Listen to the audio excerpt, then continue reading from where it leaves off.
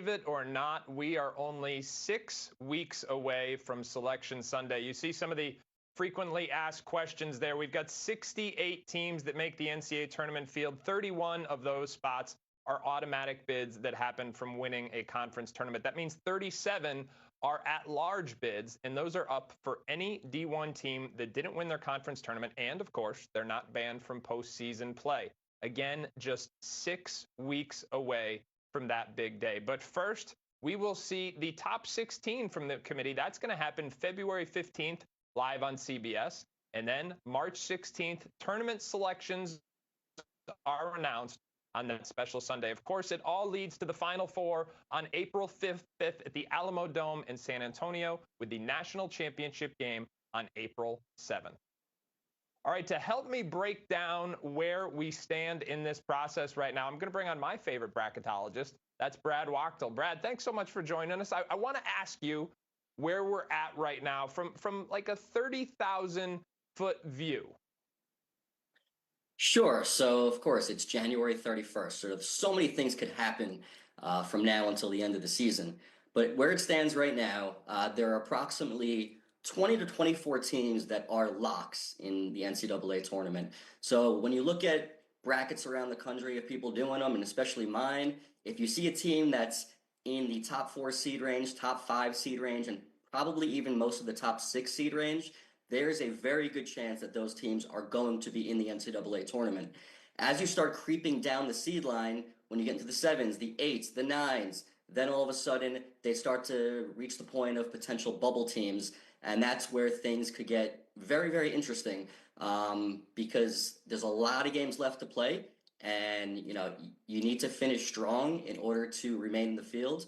So that's kind of where we're at right now. In terms of our conferences, with conference realignment, we're seeing a lot of high major teams in the NCAA tournament.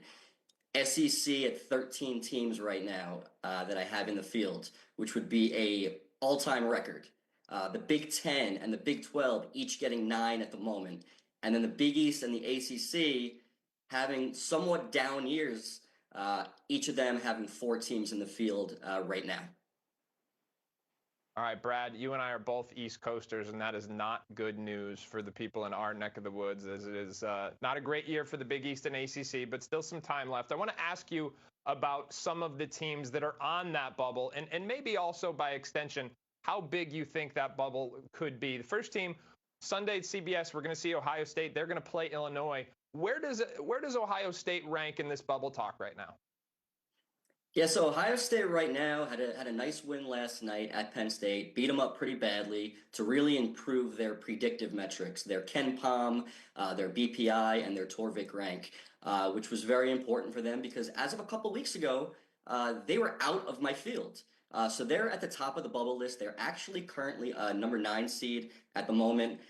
Their result-based metrics are in the mid-40s, which is where you want to be. You typically need to be in the top 50s in order to get in that large bid. The best thing on their resume are their wins. They won at Purdue, they beat Kentucky on a neutral court, and they beat Texas on a neutral court. And right now, Purdue and Kentucky are projected 2 or 3 seeds. So those wins are looked at as a huge, huge deal when the selection committee is trying to figure out where Ohio State should be seated. Brad, talk to me about Central Florida. This is obviously a big year for Johnny Dawkins, and they seem like they are, shall we say, in position to be in position. Is that fair? No question. They're just 3-6 against Quad 1 opponents, but their wins at Texas Tech, at Arizona State, and they beat Texas A&M. When the selection committee is looking at resumes, they're trying to find things that stand out. When you win games away from home, especially against top-tier teams, that counts for more. It just does. And for UCF's case, they won at Texas Tech, they won at Arizona State, they beat Texas A&M, and their result-based metrics, their strength of record, their KPI, and their WAB, wins above bubble, all of those are in the 30s right now, which is actually quite strong. Where it stands today, they're in my last 4 in based on the fact that their predictive metrics are pretty poor compared to the rest of the field.